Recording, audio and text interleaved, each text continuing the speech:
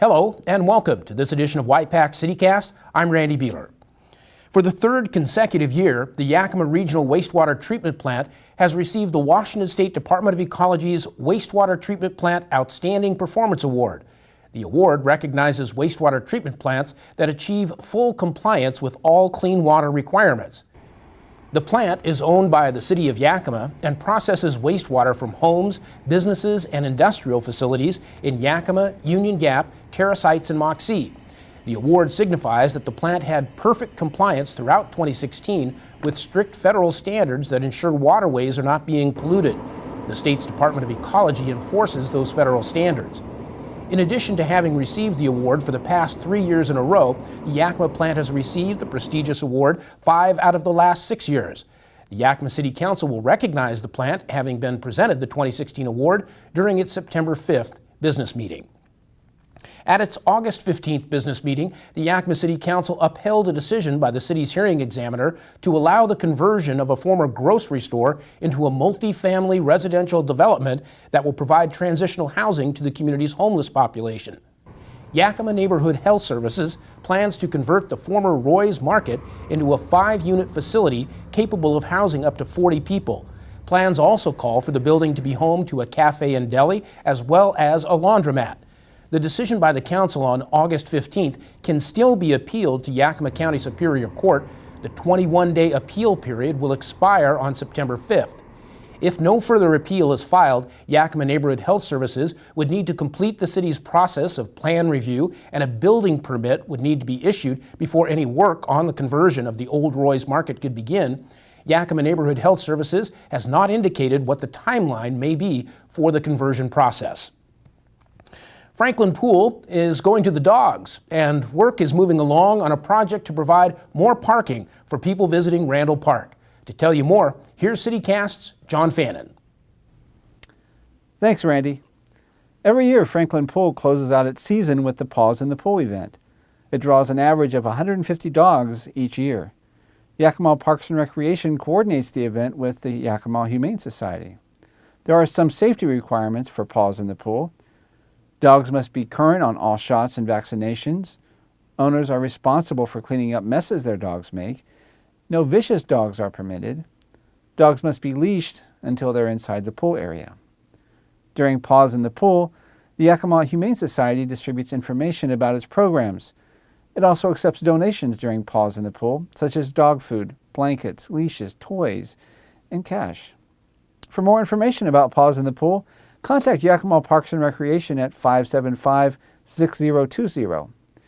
Information about Yakima Parks and Recreation programs is also available at yakimaparks.com. A makeover is underway at the City of Yakima's Randall Park. The park's 48th Avenue parking lot is closed so crews can tear out the old surface and build a new, expanded lot. Work began in July with removal of a few trees and is expected to wrap up by the end of this month. The city plans to add new light fixtures and poles for additional safety. A new footbridge will also be installed so visitors can access a nature area available in the park. A previous footbridge was removed in 2011 because it had deteriorated. Park visitors can use the Randall Park dog park lot south of the 48th Avenue parking lot while work is underway. As always, the schedule for this type of project is subject to change daily, depending on weather and other delays.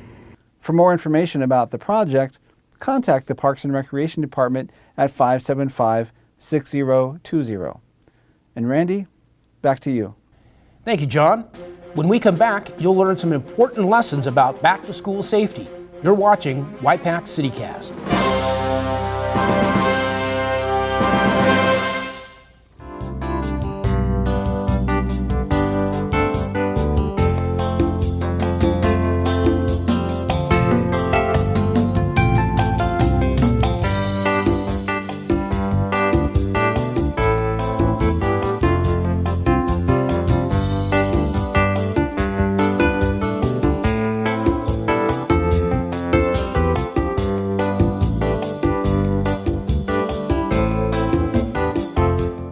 Porque quiero que mi familia crezca en paz.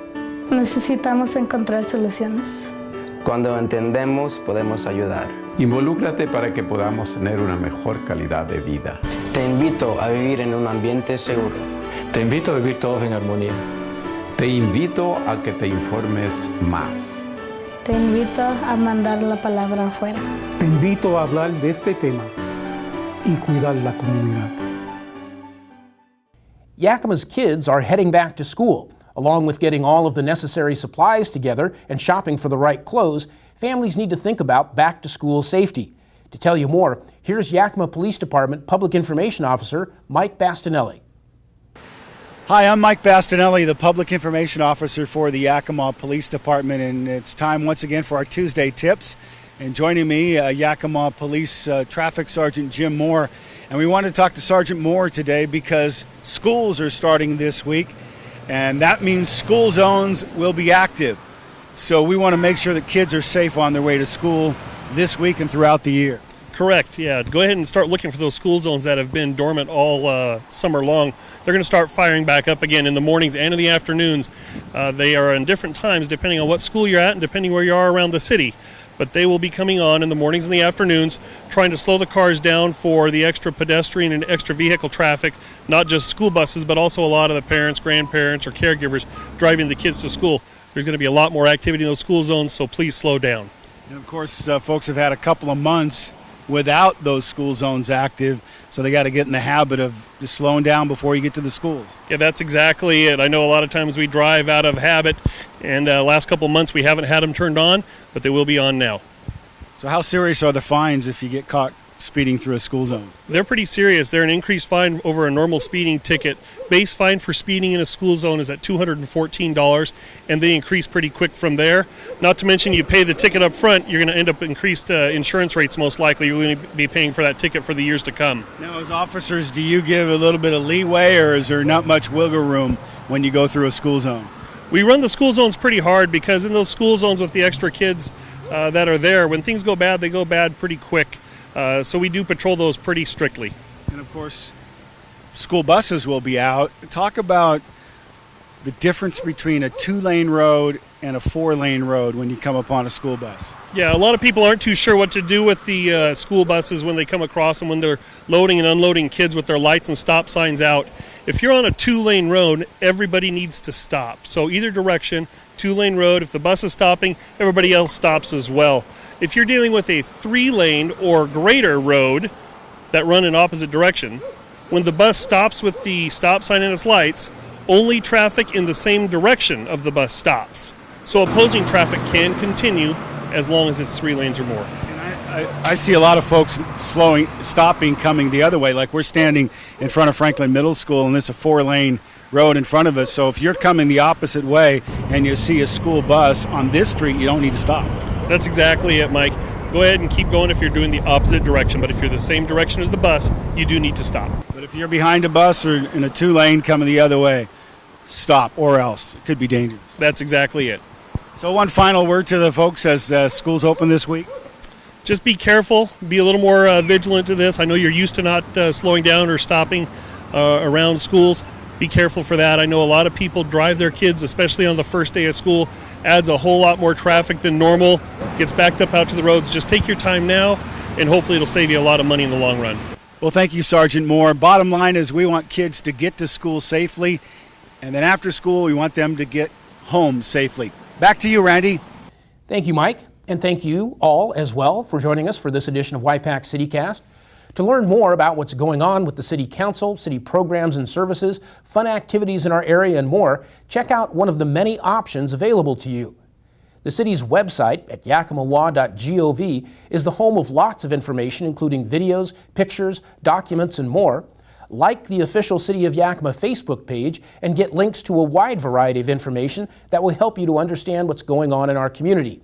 And the official City of Yakima Twitter feed provides you with quick and easy-to-read headlines about the latest activities of the City of Yakima.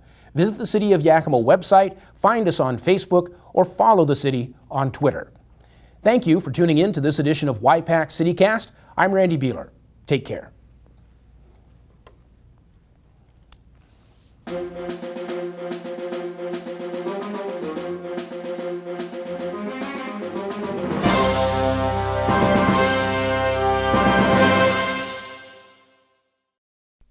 For more information on Y-PAC CityCast, call 575-6092.